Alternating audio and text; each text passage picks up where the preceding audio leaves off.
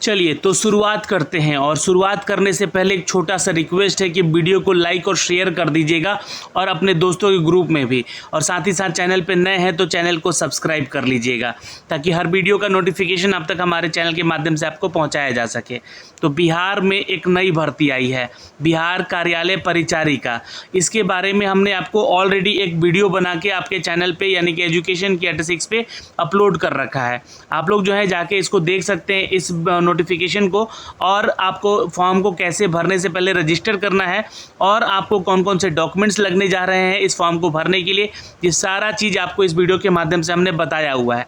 लेकिन फिर भी यहाँ पे बहुत सारे सवाल आप लोगों के हैं जो कि यहाँ पे कमेंट सेक्शन में देखे गए हैं, तो इन कमेंट सेक्शन के सवाल को ही हम लोगों ने यहाँ पे आपके लिए लेकर आए हैं।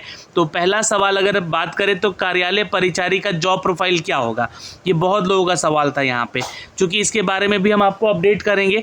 लेकिन उससे पहले एक सवाल और था कि जो भी कैटेगरी BC वाले छात्र हैं वहाँ पे सीट 0 है एकदम, तो क्या ये छात्र आवेदन करेंगे या नहीं करेंगे, और करेंगे तो किस कैटेगरी से करेंगे, इसके बारे में भी बताएंगे, क्योंकि बहुत सारे छात्र कंफ्यूज हो रहे हैं और फॉर्म गलती भी भर रहे हैं। और देखिए फॉर्म भरने के लिए जो आपका इसका जो ऑफिशियल वेबसाइट है, थोड़ा सर्वर यहाँ पे डाउन हो गया है, क्योंकि अब बहुत सारे वेबसाइट्स पे इस वैकेंसी के बारे में अपडेट कर दिया गया है। और दूसरा चीज़ कि यहाँ पे जॉब प्रोफाइल क्या होगा, तीसरा चीज़ यहाँ पे कि कार्यालय परिचारी का सैलरी कितना होगा, इसके बारे में भी हमने लास्ट वीडियो में बताया था, लेकिन फिर से देख लीजिएगा। नौकरी परमानेंट होगी या संविदा पे होगी, तो इसके बारे में भी हमने आपको लास्ट वीडियो में बताया था, लेकिन फिर भी मैं इस वीडियो में बताऊंगा, संपूर्ण विश्लेषण करूंगा। आपके सिलेक्शन प्रोसीजर के बारे में भी इस वीडियो में कंप्लीट बताऊंगा। एक अपडेट और आ रहा है यहाँ पे कि इसमें सिलेक्शन जो होगा ये कट ऑफ का क्राइटेरिया क्या होगा, क्या हमारा 60% है, क्या हमारा 75% है, तो हमारा सिलेक्शन होने के चांसेस कितना, यानी कि इनका जो सिलेक्शन क्राइटेरिया है यानी कि सिलेक्शन प्रोसेस का, इसमें कितना ये फिट बैठते हैं, क्या इनको ये फॉर्म भरना चाहिए या नहीं भरना चाहिए, ये सब कुछ बताऊंगा इस वीडियो के माध्यम से। तो वीडियो में अंत तक बने रहिएगा। और सबसे इम्पॉर्टेंट चीज़ है कि देखिए कोई फॉर्म फीस नहीं लिया जा रहा है आपसे यहाँ पे, और जिला स्तर है यहाँ पे, बहाली की जो प्रक्रिया है जिला स्तरीय है, और कोई फीस चार्ज नहीं लिया जा रहा है, कोई शुल्क नहीं लग रहा है इस परीक्षा को लेकर। आप लोग जो है यहाँ पे और ये आवेदन करने के लिए तैयार रहिएगा, और कोई एग्ज़ाम भी नहीं यहाँ पे आपका, और ना ही कोई फीस चार्ज लग रहा है यहाँ पे। तो चलिए आपके सवालों को ही उठाते हैं और उनके सबके जवाब ऑफिशियल नोटिफिकेशन के माध्यम से अप टू डेट करते हैं। तो देखिए जो आप लोग, एक छात्र ने यहाँ पे कमेंट भी किया है कि कल तक किसी को पता नहीं था इसके बारे में, बट अब जो है यहाँ पे कुछ वेबसाइट्स पे यहाँ पे डाल दिए गए हैं, सब कोई यहाँ पे जान गया है और ये जान जाएगा। तो देखिए कोई डरने वाली बात है नहीं यहाँ पे, जो भी छात्र इसके लिए फॉर्म भरना चाहते हैं भरिए। आपके अंदर, आपके रिज़ल्ट के अंदर काबिलियत होगी, अगर 10th पास आप पर हैं और आपका जो रिज़ल्ट है 10th पास में अच्छा खासा स्कोर है, 90+ स्कोर रखते हैं, तो आपको बेनिफिट मिलेगा यहाँ पे। अब देखिए मैंने बोल दिया यहाँ पे 90+ वाले छात्र, क्योंकि अभी कुछ दिन पहले ही यहाँ पे बिहार में पोस्ट ऑफिस की वैकेंसी अपडेट की गई थी, जहाँ पे मेरिट के आधार पे ही है ना आपसे रिक्रूटमेंट लिए जा रहे थे। तो उसमें देखा गया है कि 98 से लेकर 99% वाले छात्र यहाँ पे काफ़ी आगे बढ़े, मतलब कि बिहार में 10th पास करने वाले छात्र ऐसे भी हैं जिनके स्कोर 98-99 है। तो अब यहाँ पे देखिए डीमोटिवेट होने की ज़रूरत नहीं है, क्योंकि बहुत सारे लोग क्या करते हैं कि जॉब छोड़ भी देते हैं। जब मान लीजिए कि जो लड़का 99-95 लेकर आ रहा है, वो थोड़ी ना यहाँ पे इस कार्यालय परिचारी के लिए जॉब अप्लाई करेगा। जाहिर सी बात है कि वो अपना स्ट्रीम अलग चुनेगा। और ये कार्यालय परिचारी का जॉब प्रोफाइल क्या है मैं आपको बताऊंगा। और यहाँ पे आपका अगर 75% भी है, 80% भी है, तो आप फॉर्म भरने का कोशिश कीजिएगा। अब ऐसा नहीं कि 40% वाले, 45% वाले छात्र फॉर्म भर देंगे, कोई फ़ायदा होगा नहीं उनका, लेकिन उनको भी डिमोटिवेट होने की ज़रूरत नहीं है। हो सकता है कि इसका लिस्ट निकाला जाए, वेटिंग लिस्ट निकाला जाए, उसमें ज़रूरत है यहाँ पे इन सभी जिला स्तर पे कार्यालय परिचारियों का, तो उनको पहले बुलाया जाएगा हो सकता है। तो ताकि ऐसे लोग क्या होते हैं कि जॉब छोड़ते नहीं है, जॉब करते रहते हैं।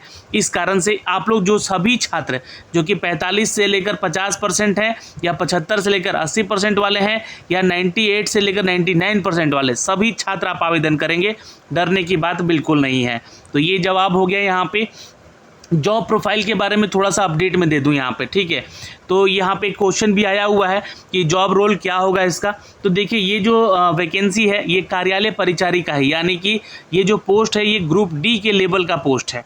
ठीक है। अब ग्रुप डी का जो पोस्ट है यहाँ पे, इसमें क्या कार्य होते हैं, क्योंकि ये ऑफिस वर्क है ना, ये ध्यान रखिएगा। ये आपको जितना भी यहाँ पे फील्ड वर्क नहीं रहेगा, ये ऑफिस टाइप का जॉब है। तो आपको जो है एज ए प्यून, है ना, ध्यान रखिएगा, ये ग्रुप डी में एज ए प्यून, जैसे कि फाइलिंग करना, है ना, फाइल एक जगह से दूसरी जगह पहुंचाना, एक कार्यालय से दूसरे कार्यालय तक ले जाना, है ना, ये काम आपका रहेगा यहाँ पर।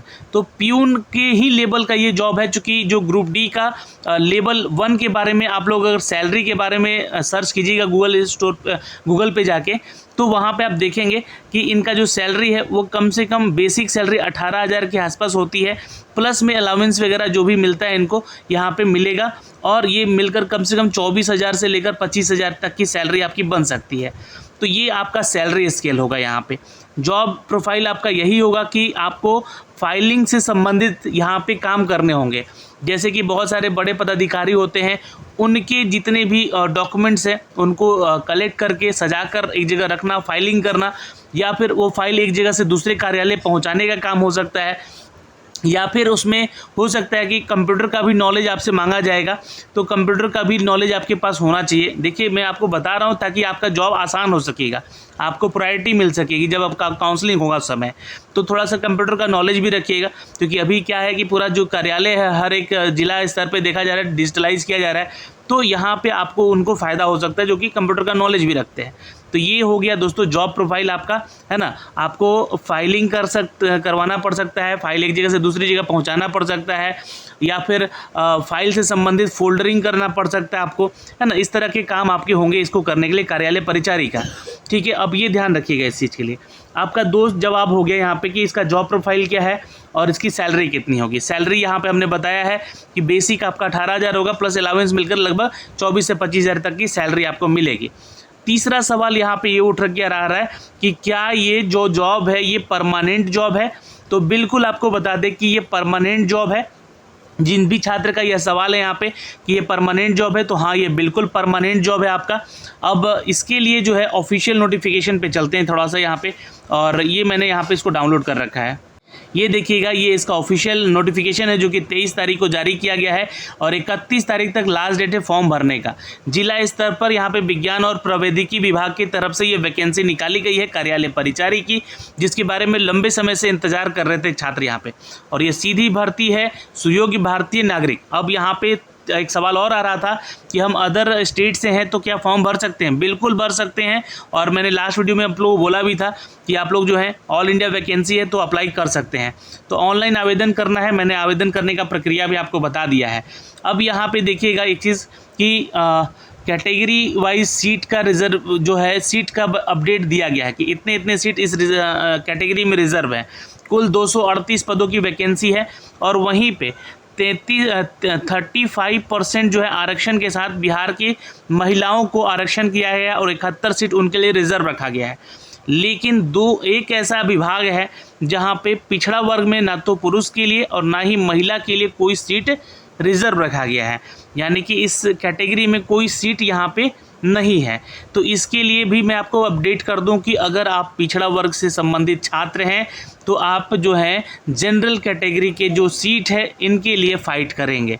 मैंने आपको लास्ट वीडियो में भी इसका अपडेट दिया था, याद होगा तो, है ना। तो ध्यान रखिएगा, अनारक्षित में जितनी सीट हैं उनमें आप लोग आवेदन करिएगा एज ए जनरल कैटेगरी। अब देखिए, आपको यहाँ पे तो फीस का कोई लफड़ा है नहीं कि फ़ीस आपको देना है ना, कि आपको फीस में कुछ कंसेशन मिल जाएगा, तो बिल्कुल नहीं है यहाँ पे। दूसरी चीज़, एज क्राइटेरिया को भी लेकर यहाँ पे 37 साल दिया गया है। तो आप लोगों को एज़ फॉर द गाइडेंस, जो कि आपका इंडियन गवर्नमेंट का रूल है, वो कहता है कि आप यहाँ पे इस कैटेगरी के थ्रू एज में आपको रिलैक्सेशन मिलेगा, लेकिन सीट रिजर्व नहीं है, इस बात का सिर्फ ध्यान रखिएगा। ठीक है, अब इनका जो ये मैंने आपको बता दिया कि ये जो है कार्यालय परिचारी का ये जो जॉब है ये परमानेंट जॉब है, क्योंकि यहाँ पे लेवल 1 की सैलरी आपको बताई गई है, और सैलरी यहाँ पे लगभग 24,000 के 25,000 के आसपास आपकी हो सकती है। अब दूसरी चीज़ है यहाँ पे दोस्तों की रिक्तियाँ जो है यहाँ पे औपबंधिक है, जो कि घट बढ़ सकती है, यानी कि अभी फिलहाल ये औपबंधिक है, इसको और बढ़ाई भी जा सकती है। हो सकता है कि 238 से बढ़ाकर 250 भी कर दिया जाए या फिर 500 भी कर दिया जाए। यहाँ पे दोस्तों न्यूनतम शैक्षणिक योग्यता जो है, ऑनलाइन आवेदन समर्पित करने की अंतिम तिथि तक आपका 10th पास हो जाना चाहिए, यानी कि अभ्यर्थी को मान्यता प्राप्त बोर्ड से मैट्रिक पास होना जरूरी है, जो कि समकक्ष यहाँ पे अनिवार्य है उनके लिए। आगे अगर आरक्षण का फ़ायदा वही उठा पाएंगे जो कि बिहार के निवासी हैं और बिहार के छात्र छात्राएं हैं, उन्हीं को इसका फ़ायदा मिल पाएगा इस पोस्ट के लिए जो कि यहाँ पे कार्यालय परिचारिका दिया गया है। अब आपको यहाँ पे काउंसलिंग के समय प्रस्तुत करना होगा सारा डॉक्यूमेंट्स। जो भी डॉक्यूमेंट्स आप यहाँ पे लगाएंगे अपने आरक्षण को फ़ायदा लेने के लिए या फिर आप एक्सपीरियंस को दिखला के लगाते हैं तो भी वह डॉक्यूमेंट्स आपको दिखाना होगा। जितना भी आरक्षित कोटि का अभ्यर्थी अपने जाति अनुरूप यहाँ पे संतुष्ट होने के पश्चात ही आरक्षण कोटि का दावा ऑनलाइन आवेदन करेंगे और संबंधित जो कॉलम है उसमें भरेंगे, उसके बारे में आरक्षण कोटि के बारे में भी भरेंगे। कोई त्रुटि मत कीजिएगा, है ना। अब बहुत सारे छात्रों को यहाँ पे डॉक्यूमेंट्स को लेकर थोड़ा सा दिक्कत हो रहा है कि वो BC कैटेगरी से हैं और आवेदन करेंगे जनरल कैटेगरी में, तो वो क्या यहाँ पे अपना डॉक्यूमेंट्स लगाएंगे BC कैटेगरी का? बिल्कुल लगाना है आपको। देखिए सीट आपके लिए रिजर्व नहीं है, सिर्फ इतना है, लेकिन आप आवेदन कीजिएगा BC कैटेगरी वाले छात्र जो भी, तो उनके पास जो है OBC NCL या फिर BC में जो कास्ट से आप बिलोंग करते हैं वो कास्ट सर्टिफिकेट आपके पास बना होना चाहिए इस डेट से पहले। ध्यान रखिएगा फॉर्म आवेदन करने का जो तिथि है 23 सितंबर से पहले का वो बना हुआ होना चाहिए। तो यही सवाल सब छात्र यहाँ पे कर रहे थे, उनका भी जवाब यहाँ पे आपको मिल चुका होगा। जो भी अनुसूचित जनजाति जाति से आते हैं उनको अभ्यर्थियों के लिए राज्य सरकार के द्वारा अधिसूचित सक्षम पदाधिकारी के द्वारा निर्गत जाति प्रमाण पत्र लगाना होगा। यहाँ पे जो है निवास प्रमाण पत्र भी आपको लगाना होगा कि आप बिहार के निवासी हैं। और जो छात्र BC कैटेगरी में है, EBC कैटेगरी में है, वो भी अपना कास्ट सर्टिफिकेट के साथ साथ यहाँ पे बिहार का निवास प्रमाण पत्र भी लगाएगा। ठीक है। और ऑनलाइन आवेदन समर्पित करने के समय जाति प्रमाण पत्र, स्थायी निवास प्रमाण पत्र और अभ्यर्थी के पास जो है भौतिक रूप से यानी कि उसका हार्ड कॉपी जो है उपलब्ध होना अनिवार्य होगा, जिसकी निर्गत संख्या तिथि सहित ऑनलाइन आवेदन के संबंधित प्रमाण पत्र काउंसलिंग के समय प्रस्तुत करना अनिवार्य होगा। यानी कि ये सारे डॉक्यूमेंट्स आपके पास हार्ड कॉपी के रूप में होना चाहिए, तभी आप जो है वहाँ पे जब आपकी काउंसलिंग होगी तब आपसे मांगा जाएगा। तो वही सारा चीज़ जो आपने फॉर्म भरते समय बताया है आपने, वो वहाँ पे प्रस्तुत करना होगा, देना होगा। पिछड़ा वर्ग और अत्यंत पिछड़ा वर्ग के छात्रों के लिए स्थायी अधिवास राज्य सरकार के द्वारा अधिसूचित सक्षम पदाधिकारी के द्वारा यहाँ पे क्रीमी लेयर रहित प्रमाण पत्र मान्य होगा। देखिए सीट मैंने बोला ना कि यहाँ पे 0 है, लेकिन ऐसा नहीं है कि आप जो है जिस कैटेगरी में है ना, जैसे मान ली BC कैटेगरी में है तो आप BC कैटेगरी वहाँ बताएंगे फॉर्म भरते समय। आपका फाइट जो होगा ना वो जनरल कैटेगरी में होगा। समझ रहे हैं चीज़ों को। यहाँ पे बहुत सारे लोग बोल रहे हैं कि जनरल से भर दो फॉर्म को। नहीं, जनरल से फॉर्म नहीं भरना, BC कैटेगरी बताइएगा कि हम BC कैटेगरी से हैं और उससे संबंधित जो है प्रमाण पत्र आपके पास होना चाहिए। ऑनलाइन आवेदन समर्पित करने के समय क्रीमी लेयर प्रमाण पत्र भी होना चाहिए, भौतिक रूप से आपके पास उपलब्ध होना चाहिए, जिसकी निर्गत संख्या तिथि सहित ऑनलाइन आवेदन के अंकित क्रीमी लेयर रहित प्रमाण पत्र काउंसलिंग के समय मांगा जाएगा अनिवार्य रूप से। BC कैटेगरी से आपको ही फॉर्म भरना है, ये ध्यान रखिएगा। आप जनरल में फाइट करेंगे, मैं आपको बार बार कह रहा हूँ, पिछले वीडियो में भी बोला था कि जनरल कैटेगरी में आप फाइट करेंगे। 99 सीट है वहाँ पे आप फाइट करेंगे कि उसमें आपका सिलेक्शन हो जाए। जो कट ऑफ जाएगा आपका जनरल का, वही कट ऑफ पे आपका भी सिलेक्शन होगा OBC वालों का। ठीक है, ध्यान रखिएगा। लेकिन आप भरेंगे किससे? तो BC कैटेगरी से ही फॉर्म भर लीजिएगा। काउंसलिंग के समय जो है प्रमाण पत्र स्वघोषित करके यानी कि सेल्फ अटेस्टेड करके समर्पित नहीं करने पर अभ्यर्थी का यह आरक्षण का लाभ नहीं होगा। तो सेल्फ अटेस्टेड भी वहाँ पे करना होगा आपको, है ना। ये जितने भी आपके कैटेगरी से यहाँ पे मांगे गए हैं, PH कोटे से जो छात्र आते हैं उनका भी सर्टिफिकेट लगेगा। तो और जो स्वतंत्रता सेनानी के नाती पोते हैं उनसे भी संबंधित उनके जो है डॉक्यूमेंट्स यहाँ पे लगने वाले हैं। उनको 2% का आरक्षण यहाँ पे दिया जाएगा, 2% रिजर्व है उनके लिए भाई। तो ये सारे सवालों के जवाब आपके पास हमने पहुंचाए हैं इस वीडियो के माध्यम से।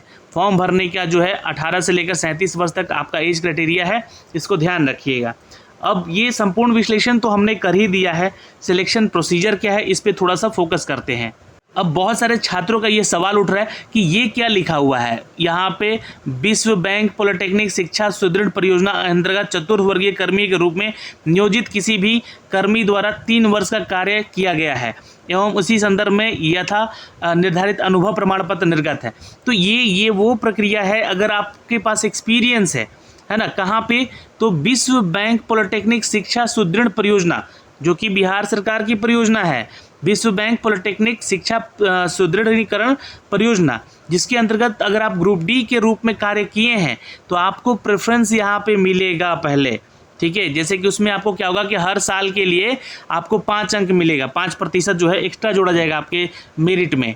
तो ये बोला गया है, जैसे 3 साल आप काम किए हैं तो 3 × 5 = 15% यहाँ पे आपको जो है 15 अंक कह लीजिए या प्रतिशत कह लीजिए, यहाँ पे आपको आपके प्रतिशत में जोड़ा जाएगा, है ना, परसेंट जोड़ा जाएगा, है ना। तो जैसे मान लीजिए कि 60% आपका डिग्री है तो ये 3 अंक मिल जाएगा, 3 वर्ष का एक्सपीरियंस है तो 15% और जोड़ लीजिए तो 75% हो गया। अब 75% हो गया, इसी चीज़ को यहाँ समझाया गया है, देखिएगा 3 गुना यहाँ पे बुलाया जाएगा काउंसलिंग के लिए छात्रों को, तो ये 3 वर्ष का जो है आपका परसेंटेज जोड़ लिया जाएगा। मान लीजिए यहाँ पे 3% जोड़ा, 3 साल का है तो ये ध्यान रखिएगा 63% हो गया यहाँ पे, ठीक है। हर सॉरी माफ़ करेंगे, यहाँ पे हर एक साल के लिए 1% ऐड होगा, है ना, कि अधिकतम 5% यहाँ पे आप कर सकते हैं, मतलब कि 5% जो है आपको अधिकतम, यानी कि 5 साल से ऊपर का एक्सपीरियंस तक का फ़ायदा मिलेगा, उसके बाद का नहीं मिलेगा, ठीक है। ये बात कहा गया है यहाँ पे। तो जैसे कि मान लीजिए कि 60% है आपका जो स्कोर है, अब उसमें जो है 3 साल का एक्सपीरियंस लगाएं तो 63% हो गया, है ना, हर साल के लिए 1%, तो ये आपका हो गया। और मान लीजिए कि यहाँ पे आपका जो भी देखिए यहाँ पे समझा देते हैं आपको चीज़ों को, यहाँ पे देखिएगा, ये देखिएगा 3 साल का बशर्ते उनकी वास्तविक उम्र आवेदन करने की तिथि में 53 वर्ष से अधिक नहीं होनी चाहिए। ओके, ये तो हो गया एज को लेकर। यहाँ पे चयन प्रक्रिया में चलते हैं। चयन प्रक्रिया में यहाँ पे देखिए, यहाँ पे जो कहा गया है ये देखिए 1% जो है हर बार आपको मिलेगा। तो अगर आपका 60% है तो 60% और 3 साल का एक्सपीरियंस है तो 63%, ये आपका मेगा सूची बनेगा इसके आधार पे, ठीक। अब आप समझ गए यहाँ पे, तो सिर्फ 10th के ही मार्क्स आपका जो है परसेंट को जोड़ा जा रहा है यहाँ पे, बस यही सिलेक्शन प्रोसीजर का आधार है यहाँ पे। फिर उसके बाद काउंसलिंग में आपके डॉक्यूमेंट वेरिफिकेशन होंगे, और ये प्रोसेस मैंने आपको बताया है कि फॉर्म को कैसे भरना है। ज़्यादा से ज़्यादा कमेंट कीजिएगा तो मैं फॉर्म भर के भी आपको बता दूंगा, ठीक है। तो ये यहाँ पे जो है आप जितने भी छात्रों के सवाल थे उनका हमने आपको अपडेट करके बताया है इस वीडियो के माध्यम से। अब बहुत सारे छात्र के क्या हो रहा है यहाँ पे कि देखिएगा, बोल रहे हैं कि आधार उन कार्ड जो है वैलिडेट नहीं हो पा रहा है, तो ये तो कुछ टेक्निकल प्रॉब्लम हो रहा है यहाँ पे, तो इसके वजह से ये ठीक हो जाएगा, थोड़ा सा ध्यान दीजिएगा। डिप्लोमा वर्ल्ड बैंक वाला समझ में नहीं है तो मैंने आपको बता दिया इसके बारे में भी आपको, है ना। अगर आप देख रहे हैं वीडियो तो समझ गए होंगे कि वो आपका एक्सपीरियंस करने के लिए यहाँ पे बोला गया है कि वहाँ पे अगर आपने काम किया है तो उसका परसेंटेज हर साल का 1% जोड़ा जाएगा। सर अगर किसी के पास एक्सपीरियंस नहीं है तो वो फॉर्म फिल कर सकता है? बिल्कुल कर सकता है, बिल्कुल। जिसके पास एक्सपीरियंस नहीं है, मान लीजिए किसी का 99% है ना स्कोर 10th में, तो वो करेगा तो भाई उसका जाहिर सी बात है, मान लीजिए उसके साथ साथ 3% वो भी है ना, एक्सपीरियंस भी है, तो वो 102% चला जाएगा, इनका सिलेक्शन प्योर हो जाएगा। तो ऐसा नहीं है यहाँ पे कि आप नहीं एक्सपीरियंस तो भी आप फॉर्म भर सकते हैं भाई, बिल्कुल। PHC असिस्टेंट कब आएगा, देखिए इसके बारे में बाद में बताएंगे। स्कूल सहायक परिचारिक वाला ये ठीक है, क्वेश्चन उनका कि वैकेंसी कब आ रहा है। हाँ, इसमें भी प्रमोशन होता है क्या? बिल्कुल प्रमोशन होगा इसमें, क्योंकि ये प्यून लेवल का नौकरी है। हो सकता है कि इसके बाद आपका क्लर्क का अपडेट मिल जाए, है ना, तो क्लर्क लेवल तक भी आप जा सकते हैं 10th लेवल पे। तो कैन BC2 जो कि पिछड़ा कास्ट है फिल कर सकता है? बिल्कुल फिल कर सकता है। देखिए फिल आप तो करेंगे जनरल में ही, 99 में ही आपको फाइट करना है, 99 सीट है यहाँ पे, लेकिन आप फॉर्म भरिएगा BC कैटेगरी में ही फॉर्म भरिएगा, उसका आपको बेनिफिट मिलेगा यहाँ भी, ठीक है, जो आपको सर्टिफिकेट भी देना होगा, ध्यान रखिएगा। सर लॉगिन नहीं हो रहा है, होम पेज आ जाता है, तो आपका कुछ टेक्निकल इशू हो रहा है यहाँ पे, तो इसको देख लीजिएगा। वर्क प्रोफाइल और वर्क क्या है इसको मैंने बता दिया है, सैलरी भी बता दी है। और एक सर्विसमैन के लिए 10 पास भी फिल कर सकते हैं, बिल्कुल कर सकते हैं, आपको भी आरक्षण का फ़ायदा मिल रहा है। OBC स्टूडेंट जनरल से कैसे अप्लाई करेगा? आप OBC से ही फॉर्म भरेंगे, लेकिन आपका फाइट 99 सीट पे होगा, जो कि जनरल वाले छात्र हैं यहाँ पे, ठीक है। चलिए, तो ये सारे आपके अब लगभग वही सारे सवाल आ रहे हैं और मैंने सबका यहाँ पे जवाब दे दिया है। और फिर भी अगर आपके कोई डाउट लगते हैं तो आप लोग कमेंट सेक्शन में कमेंट करके ज़रूर बताइएगा, यहाँ पे हम आपको ज़रूर उसका जवाब देंगे। जय हिंद।